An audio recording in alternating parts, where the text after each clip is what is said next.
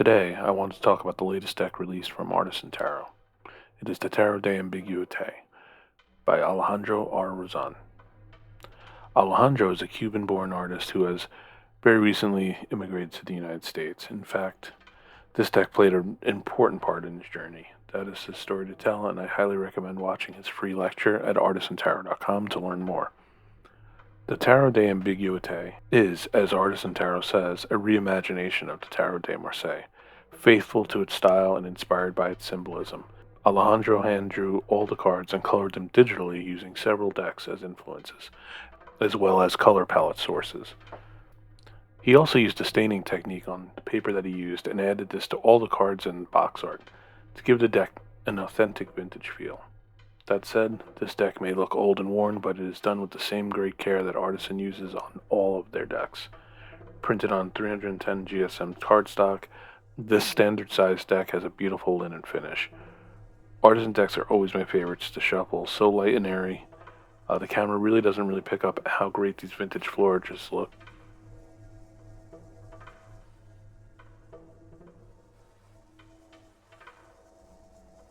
You can clearly see the difference though once you compare it to one of the Artisan recreations, like the Jean Dudal deck. The staining and vintage finish follows through on the backs, which I absolutely love. I've been using this deck exclusively for the last 5 days or so, and I'm really enjoying it. I am generally not someone very comfortable with Tarot de Marseilles, but I've been finding these cards to be pretty great to read with. I'm really liking some of these newer takes on the TDM that lean into this more darker space, like this deck or something like the Trionfi della Luna from Patrick Valenza. I'm glad we have so many great options out there now, in this vein. I don't want to do a walkthrough of the deck. Brian from Blushing Nerd Tarot already did a great full walkthrough. I highly recommend watching that video if you haven't already. I will link to it in the description below. What I wanted to do is showcase some of the changes to the suits, highlight some of my favorite cards, and discuss some of the interesting aspects of this deck. What is quite interesting about this deck is how body-centric it is. All the suits in the minor arcana have been switched to body parts. My French is absolutely horrendous, so I'll just be referring to everything in their English counterparts. In this deck, cups have become hearts, wands have become legs, swords are arms, and coins heads. In the minors, these parts have become morphed with the traditional pips as showcased in these ace cards. As you can see, there are also these stylized blood and other fluids and energy flowing throughout the deck. To further go into the body play, there are characters who have switched places with each other, possibly have grown extra limbs, as well as a few decapitations throughout the deck. One of the things I really liked with the body parts through the minors is the way that they're used within the cards. For instance, with the arms or sword suits specifically in the minors, 1 through 10 has the arms and swords melded together and working as one. But when you get to the court cards, this power dynamic changes a bit. The court character may be wielding the sword, but the sword is controlling the arm or the hand, culminating with the king card having full control of the sword and the hand separately, as both sit in each of the king's hands. I think this is an aspect of the artwork that really can help reinforce a reading, or perhaps invite a new perspective, especially when viewed in context with other cards in the spread. But even with all these changes and interpretations of the TDM imagery, Alejandro really stuck to the core ideas of the cards, but leaving it ambiguous enough to also open up a whole new approach to interpreting. I would like to show a few examples of this now.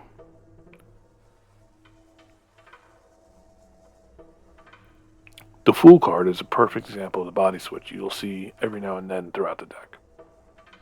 This is one of the strongest moves away from the traditional view of a card as well. Here, the anthropomorphized dog companion becomes the traveler, while the Fool becomes the harasser. The dog on his hind legs is clearly proud of his new position, and the Fool is not, but what can you really do about it? I think these changes can really alter the way you can read this card, and is heavily dependent on the placement and neighboring cards in the spread. Another instance of a switch, but far more surreal and interesting, is the Hermit card. In this card, we have the traditional take on the Hermit, but in his journey, he has learned that the guiding light is not from the lantern he traditionally holds outwards, but is within himself. The Hermit holds his decapitated head, now facing the direction of progress, and can now begin following the correct path. This is a card that also showcases some of the extra limbs that start showing up in this deck. As you can see, he's holding his own head, the lantern is suspended above him by a hand, and he is using the walking stick to move forward. That's 3 distinct arms. Are they all his? Another card where this is really prevalent is the Magician. Multiple limbs coming from all directions, and the source for some of them, again, is ambiguous. Aside from limbs, there is also a third eye in the bag on the table, looking in the direction that the Magician is. Like in other traditional Magician cards, the tools and suits found in the deck are all laid out before him. But this deck also adds some extra divinatory tools to the mix. Some dice, maybe a pendulum, and more. There may be a question on where his extra limbs come from. Is there someone just out of view coming in with a dagger? Is this who the Magician is looking at? Or is he looking at his own past and learning what he needs to do to move forward with all these possibilities open? It's an interesting card, and very open to multiple interpretations. Lastly, let's look at the Moon card. This is another really interesting card. Most of the traditional elements are present, but here the moon is shown personified, manifesting within a pool of water, showing that as she is one with the water, the crayfish is flowing up to her belly. She is bathing the dogs below her in life essence and energy that they are lapping up, and in doing so are being changed. Around the moon, the energy is also flowing up from the world to her as well, a symbiotic relationship, a transference of energy, a cycle like the tides themselves. I am looking forward to continuing to work with this deck. During the initial pre-order, there was an option to get a class with Alejandro, and I have finally scheduled a time, so I'm looking forward to that in the near future. Also, Alejandro is working with Stephen Bright on a book about the Tarot de Ambiguïtés, which should be coming out sometime soon. I'm very excited to see this. It'll be interesting to see how they interpret the cards and how that plays with the interpretations that I have formed with them. I strongly recommend you follow Alejandro on Instagram to see his beautiful art and to see some of the other tarot projects he's working on. Some exciting stuff. Links to purchase this deck as well as anything else I mentioned in this video are below. Do you have this deck, or are you planning on purchasing a copy? Let me know in the comments below. As always, thank you for watching. Please like and subscribe as it really helps.